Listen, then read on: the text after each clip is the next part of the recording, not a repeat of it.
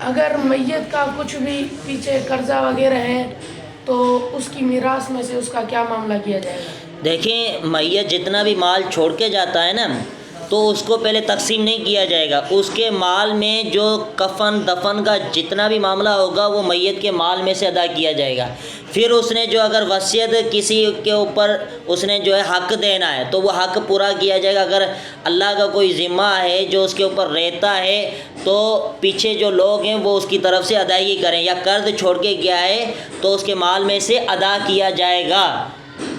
اگر کوئی حق نہیں ہے، سارے حقوق اس نے ادا کر لیے، اگر اس نے اپنی طرف سے کوئی وصیت کی ہے، تو وہ 1/3 حصے، یعنی ایک حصے میں سے 3 حصوں میں سے ایک حصہ جو ہے 3 لاکھ میں سے 1 لاکھ جو ہے وہ آپ اس کی وصیت کے اوپر عمل کر سکتے ہیں، اس سے زیادہ عمل نہیں کر سکتے. جس طرح روایت ہے سعد بن ابی وقاص کی، فرماتے ہیں جب میں مریض ہوا عام الفتح، فتح مکے والے سال، تو شدید میں مریض ہو گیا، تو اشفیت علی الموت، میں موت کے قریب آ گیا.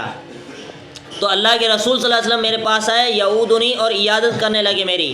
فقلت، میں نے کہا یا رسول اللہ، اللہ کے رسول، ان لی مالا کثیرا، بے شک میرے پاس بہت زیادہ مال ہے، ولیس، لیکن میرے پاس جو ہے بیٹی کے علاوہ اور کوئی وارث نہیں ہے، یعنی میرے پاس صرف بیٹی ہے اور کوئی وارث نہیں ہے.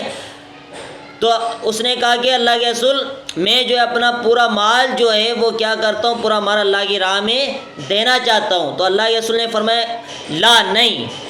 تو اس نے کہا اللہ کے رسول، میں 2/3 مال جو ہے اللہ کی راہ میں دینا چاہتا ہوں. تو پھر بھی اللہ کے رسول نے فرمایا نہیں. تو اس نے کہا آدھا مال اللہ کے رسول میں دے سکتا ہوں اپنے مال میں سے. تو اللہ کے رسول نے فرمایا لا، نہیں. کل تو میں نے کہا پھر ثلث.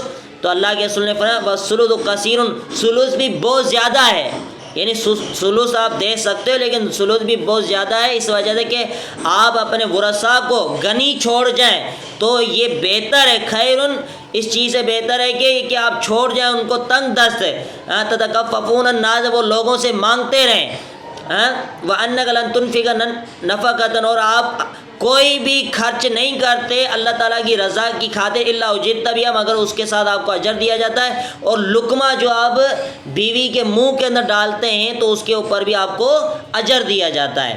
تو یہ جو ہے اپنے مال میں سے وہ صرف 1/3 حصہ جو ہے وہ کیا کر سکتا ہے، خرچ کر سکتا ہے.